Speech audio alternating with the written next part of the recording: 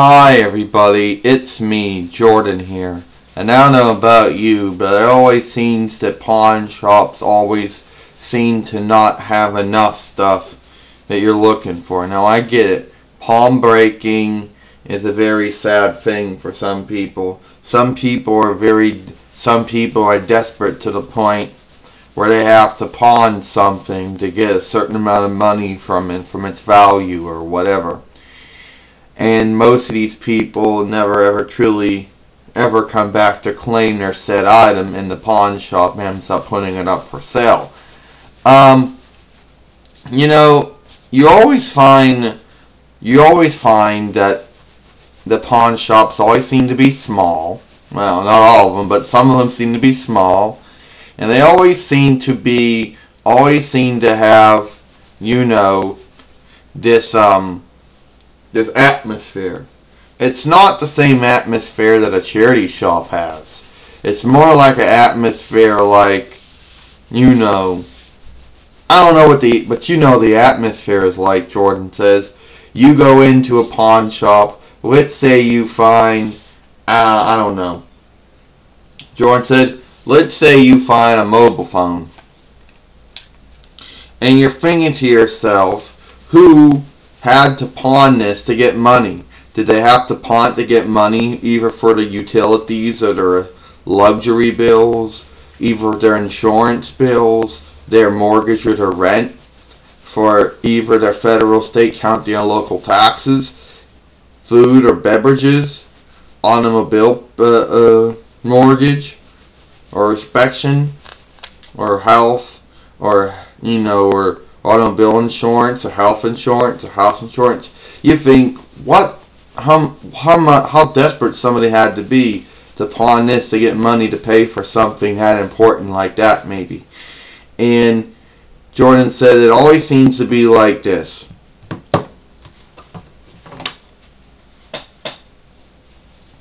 Well, welcome to Royal's Pawn Shop. I am Ernest P. Worrell, and so you're just looking around. Well, I did find an LG phone, Jordan says, and I'm not necessarily sure if it works. Now, the person who pawned it assured me that it worked, but you never really truly know if things work or not. But I'll be happy to check and see. And the funny thing is, these people, these brokers, that's the term, you would think, you expect them to be like, like that reality pawn shop series, where you expect to see people coming in and trying to get refunds for items they bought, or you expect to see people screaming, yelling, and throwing stuff. But apparently, it's nothing like that show. Now, I'm not doubting that show isn't a little bit in reality, has a little bit in fact. But I think most of the show is probably exaggerated, of course. But then again, you might say, that's a big pawn shop. Small ones don't seem to have that much problem.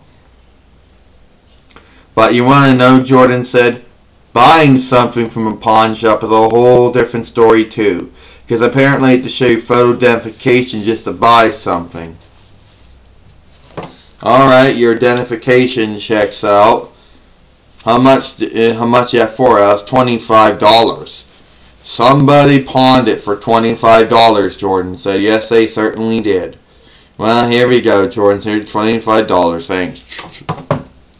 Now, Jordan said, comes the fun part. When you want to return that said item, this is usually how it goes down. Now, according to all those reality pawn shop stores, you're going to be screaming at someone, and the store staff is going to be screaming back at you. And there's always dirt there, and I don't think it works that way. At least to me, my experience of returning things to pawn shop has always been a pleasurable experience. You got a receipt? Yeah, I have the receipt for the LG phone right here. You want a refund on that? No, Jordan said, I'm just concerned it hasn't worked. I mean, Ernest said it would work. Yeah, well, it worked when Ernest worked on it, and it worked that day. Well, let's see, Pee-wee said, what we can do. I mean, I can refund you the money. It was only $25, though. In other words, you want to repawn the item? No, I certainly don't want to repawn it. I just want to check to see if it works.